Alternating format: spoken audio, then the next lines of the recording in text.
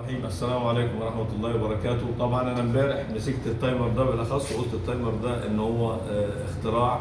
هو تايمر بفضل الله تعالى، تايمر متميز بالحجم، متميز في وظائفه، متميز في شغله.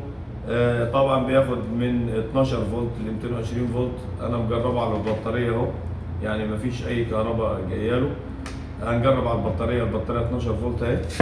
طبعا في الحاجات الصغيره وخصوصا في الفولت الدي سي لازم نلتزم بالاستقطاب. يعني ايه الاستقطاب؟ يعني السالب سالب والموجب موجب، ما ينفعش ابدل الاطراف مكان بعض. هنبدل دلوقتي الاطراف مكان بعض وهنشوف ايه النتيجه اللي هتحصل عندنا، ولكن نتكلم عنها في موضوع الدي سي، لانه ده انا شايف ان هو بفضل الله تعالى هيتسحب مع اخواننا اللي بيشتغلوا في لوحات المضخات الحديد في الديزل، علشان المارش يعمل محاولات ويجرب بيه الشغل. طبعا انا وصلت على البطاريه اهو، قدامنا الزمن الاولاني بيعد اهو وبينقل على الزمن الثاني. طبعا الرنجات مفتوحه معانا، يشتغل ثواني ويشتغل دقايق، يعني ممكن اقلل المساحه اللي فوق دي اقل من اللي تحت.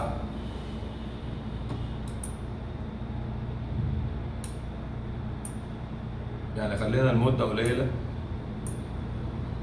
نقلل نزود زي ما احنا عايزين.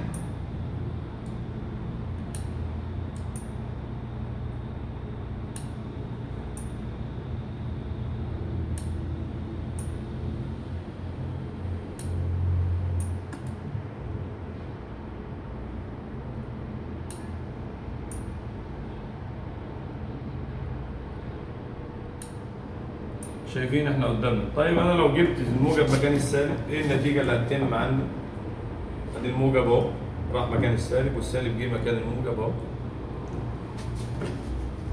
زيرو، مفيش حاجه اشتغلت، لان هو المفروض ان هو ليه قطب يشتغل عليه، ما اشتغلش. طيب ايه يا عم، هو التايمر باظ؟ لا ما باظش، ولكن ده حاجه اسمها عندنا استقطاب، علشان الدايود الداخلي ليه اتجاه في مرور الفولت، ما بيعديش غير الاتجاه بتاعه. نرجع تاني، اشتغل التايمر تاني. طيب لو احنا عايزين نشغل 220 هنجرب على 220.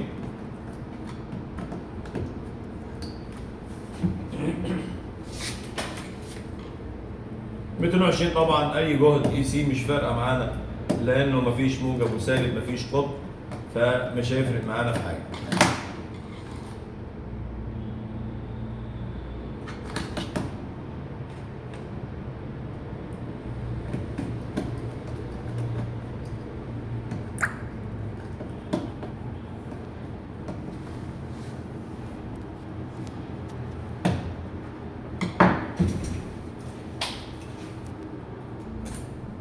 ده في ال 220 اهو، البطاريه خلاص انتهينا منها.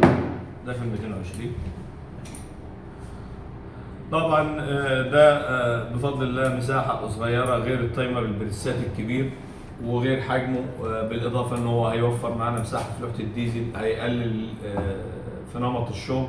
ولكن بفضل الله تعالى حاجه يعني تحمد، حاجه كويسه بفضل الله تعالى، وجوده كويسه واسعار تنافسيه بفضل الله. والسلام عليكم ورحمه الله وبركاته.